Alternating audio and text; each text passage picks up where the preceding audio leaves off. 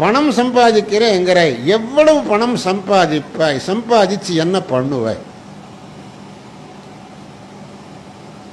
பணம் சம்பாதிக்கிறதுலே என் அலம்புத்தி யாருக்காவது வரதோ போரும் அப்படின்னு சொல்லி? யாருக்கும் வராது.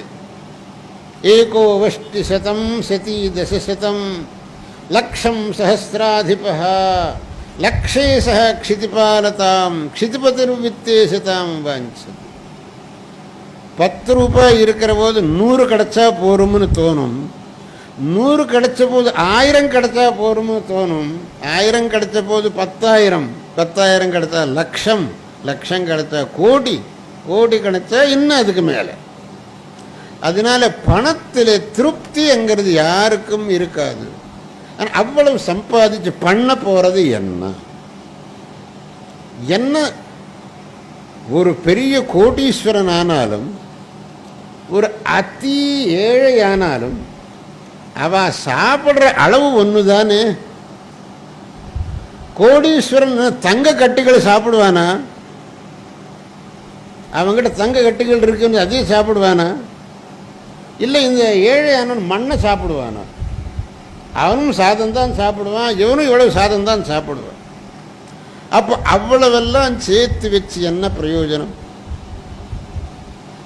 சிலவா பணத்தை சேர்த்து வைப்பா, தான் அனுபவிக்கவும் மாட்டான், பிரத்தியானவனுக்கு தானமும் பண்ண மாட்டான். அவளை நாம் என்னான்னு சொல்றது? அவன் ஆஸ்திகனா நாஸ்திகனா?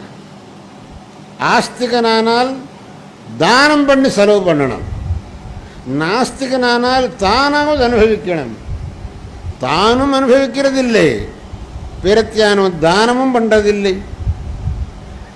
ஆஸ்திக்யஞ்சே தனமகிலமப்யர்த்திசாத் கர்த்துமர்ஹம் நாஸ்திக்யஞ்சே ததபி போகவிதையா அனுபவித்தது. ரெண்டும் பண்ணுறது இல்லைன்னா இவன் யாருன்னு சொல்கிறதே நமக்கு தெரியலையே, இவன் ஆஸ்திகனா நாஸ்திகனான்னு சொல்லி. ஆனால் வாஸ்தவமாக உனக்கு பணத்து மேலே ஆசை இருந்தால், உண்மையா எந்த அளவுக்கு ஆசைன்னு கேட்டாக்கு, என்னுடைய பணத்தை நான் சத்தத்துக்கு அப்புறம் கூட என் தலையிலே கட்டி கொண்டு கொண்டு போவேன் என்கிற இந்த அளவுக்கு உங்களுக்கு ஆசை இருந்தால் அதுக்கு ஒரு வழி உண்டு. நாங்கள் ஒரு வழி சொல்கிறோம், அந்த மாதிரி செய்யுங்கோ. போகிறப்பவும் நீங்கள் தலையில் கட்டிக்கிண்டே போகலாம். என்ன வழி அப்படின்னு கேட்டாக்க, இன்னைக்கு சத்பாத்திரத்தில் தானம் பண்ணுங்க. மிருதோப்யர்த்தம் மோக்ஷ்யாமி பத்வா நேஷ்யாமி மூர்தனி இதி சேத் சுத்ருடா புத்தி பாத்ரே தேயமசங்கிதம். வாஸ்தவமாக உங்களுக்கு நான் போனதுக்கு அப்புறம் என்னுடைய சொத்து என் கூடையே வரணும், என் பணம் என் கூட வரணும் அப்படின்னு உங்களுக்கு இருந்தால் இன்னைக்கு சத்பாத்திரத்தில் தானம் பண்ணுங்கோ.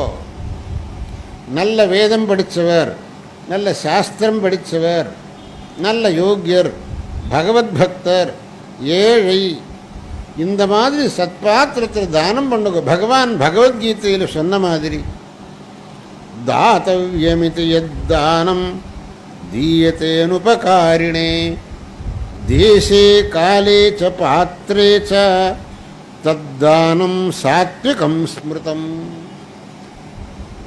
தானம் பண்ணணும்ங்கிறது என்னுடைய கடமை. ஏன்னா பகவான் எனக்கு ஐஸ்வர்யம் கொடுத்திருக்கான். ஐஸ்வர்யம் கொடுத்திருக்கிற போது இப்போ நான் தானம் பண்ணாட்டி நான் ரொம்ப பாவி ஆயிடுவேன். அதனால் என்னுடைய கடமை தானம் பண்ணுறது. இந்த திருஷ்டியிலே தாராளமாக தானம் பண்ணுங்க. யாராவது ஒரு நல்ல காரியம் பண்ணுறோம்னு வந்தாக்கே தாராளமாக தானம் பண்ணுங்க. ஒரு பையன் படிக்கிறேன்னு சொல்கிறான், ஏழையாக இருக்கான், புத்திசாலியாக இருக்கான், அவனை படிப்பியுங்கோ.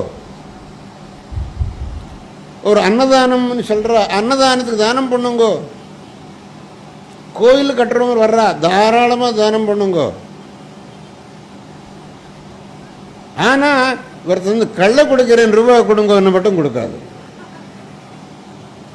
அதுலேயும் விவேகம் வேணும். தேசே காலேச்ச பாத்திரேச்ச, அதுக்கு தான் பாத்திரேச்ச அப்படின்னு சொல்லணும். அபாத்திரத்தில் தானம் பண்ணக்கூடாது. அகாரியம் அதர்மம் பண்ணுறேன் அப்படின்னு வந்தால் அவனுக்கு நம்ம சப்போர்ட் பண்ணக்கூடாது.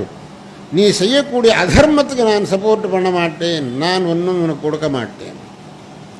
நீ செய்யக்கூடிய நல்ல காரியத்துக்கு நான் என்ன வேணுமானாலும் சப்போர்ட் பண்ணுவேன். இந்த மாதிரி நாம் சத்பாத்திரத்தில் தானம் பண்ணினால் அதுதான் நிஜமாக நம்ம கூட வரும். நாம் இந்த ஜென்மத்தில் எப்படி சுகமாக இருக்கோம்? போன ஜென்மத்தில் நிறைய தானம் பண்ணியிருக்கோம், நிறைய தர்மம் பண்ணியிருக்கோம், நல்ல காரியங்களை பண்ணியிருக்கோம். அதனால் இந்த ஜென்மத்தில் சுகமாக இருக்கும்.